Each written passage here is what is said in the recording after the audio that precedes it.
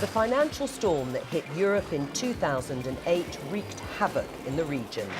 Even the most drastic action couldn't protect economies from the continual battering of a European downturn.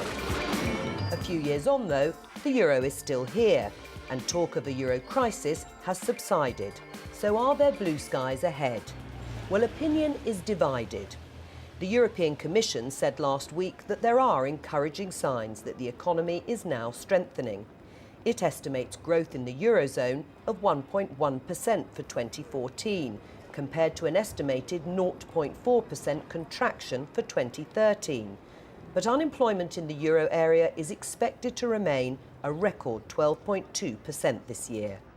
Globalization is bringing a lot of pressure and a lot of possibilities, and we have to use the possibilities. And if we are open for reforms, if we are open for the possibilities, for the chance in the new time period, then I think Europe has a lot of power to be a strong continent in the next decades. But for some countries, the storm clouds never went away. The forecast for Greece is still very gloomy. The opposition say the Greek people are running out of patience. They don't see any hope with these policies. They don't see the future of their child, of their kids, and they don't hope a better, let's say, better days for our country. Bonjour, madame. Bonjour. La parapluie, s'il vous Oui. plaît. Key figures in the EU believe the only solution is deeper integration of the Eurozone to protect it from future turbulence. A common currency creates stability normally, and a common currency is also the main engine for growth, together with the internal market in the European Union. So I'm very optimistic about that. But that doesn't mean that we have already overcome this crisis. This crisis needs more reforms than we have already done today.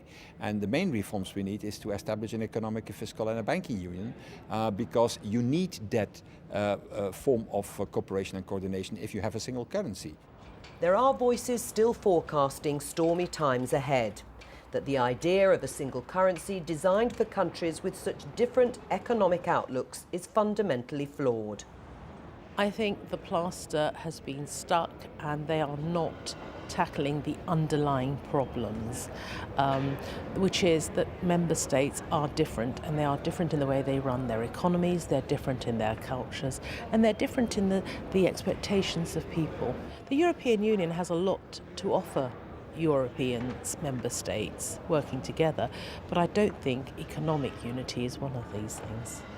Things may be looking brighter, at least on the surface, but the long-range forecast for Europe is still very uncertain, with the region still vulnerable to any changes in the economic weather.